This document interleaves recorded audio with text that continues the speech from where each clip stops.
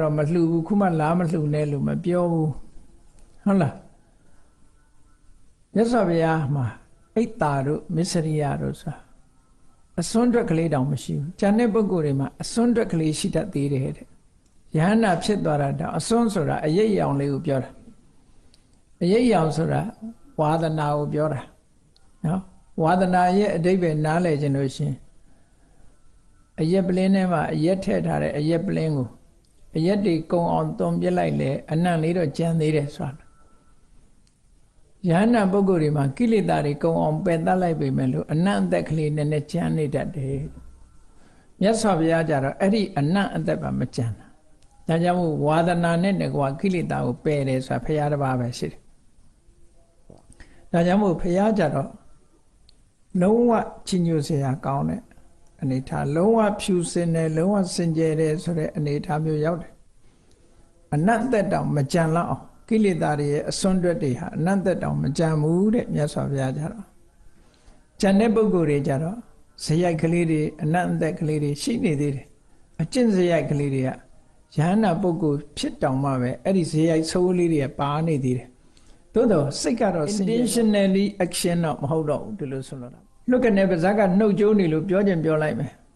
ယဟန္တာကြီးတစ်ပါးဆိုရှင်ပိလိန်နာဝိဇ္ဇာလို့ခေါ်တယ်ရှင်ပိလိန်နာဝိဇ္ဇာဆိုတာ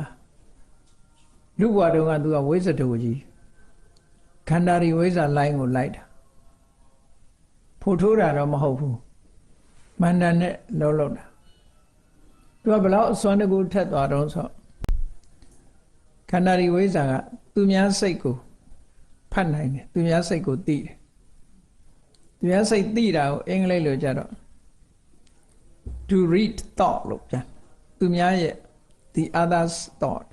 သူများအတွေးကိုဖတ်နိုင်တယ်မင်းဘာတွေတွေးနေမဟုတ်လားဒီလာတော့မင်းဘာတွေကြားနေလားမဟုတ်လားလမ်းတော့ကအခုဘာတွေတွေးနေတာတုံးဆိုတာသူကဖတ်နိုင်အဲ့လိုသူများစိတ်ကိုသိတယ်အဲ့ဒီသိနိုင်တဲ့အတတ်ပညာသူကရှိတယ်နောက်တစ်ခုကပါတော့ဆိုသူလိုအပ်လို့ရှိရင်ကောင်းကင်ကိုပြန်နိုင်တယ်သူကဖြတ်ခနဲ့ပျောက်ပြီးတော့ကောင်းကင်ကသွားလို့ရတယ်အဲ့ဒီအစွမ်းတကူနှစ်ခုအဲ့ဒီဝိဇ္ဇာတို့ကြီးကရထားတာမြတ်စွာဘုရားကြွလာတဲ့အခါကျတော့သူ့ရဲ့အတတ်ပညာတွေအသုံးချလို့မရတော့ဘုရားရဲ့နေမြေတွေလည်းရောက်လာရောသူများစိတ်လည်းသူမသိတော့ဘူးသူ့အတတ်ပညာတွေဟာမဆူရောက်တော့ဘူးမထိရောက်တော့ဘူးလို့ဆိုလို့တယ်လောကီဆိုတာဒီတိုင်းပဲသူကကန့်တတ်ရှိတယ်လောကီပညာရဟာကန့်တတ်ရှိတယ်နေရာတိုင်းမှာအစမ်းထွက်လို့မရဘူးပြည့်ပြည့်မပြောနဲ့ဇံဘိညာဉ်တောင်မှပဲကိလေသာတွေကလွှမ်းမိုးတတ်တဲ့တစ်ခါယသိကြီးဇံလျှောတဲ့ဆိုကြားဖို့မှာပေါ့နော်အဲ့ဒါသူဇံတကူနဲ့နေပြီမဲ့လို့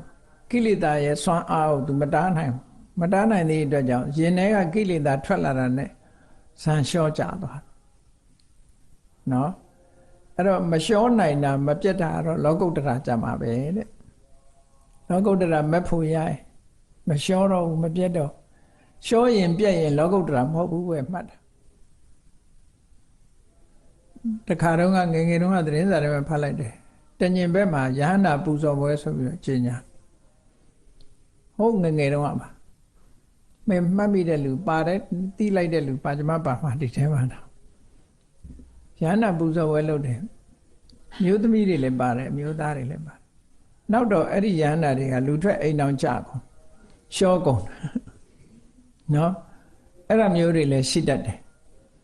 အဲ့တော့မဟုတ်ဘူးဆိုရင်တော့ရှောမှာပဲဟုတ်မှမခိုင်ပါသေးဘူးပေါ့လောကီကတော့ဖြစ်ချင်းဖြစ်နိုင်တာပေါ့နော်အဲ့တော့ခုနကဝိဇ္ဇာကြီးဟာသူ့တတ်ပညာတွေအသုံးချလို့မရတော့ဘူးအဲ့တော့သူကကြားဘူးတယ်မဟာကန္တာရီဝိဇ္ဇာတူရဲ့နေမြေမှာသုလကန္တာရီဝိဇ္ဇာ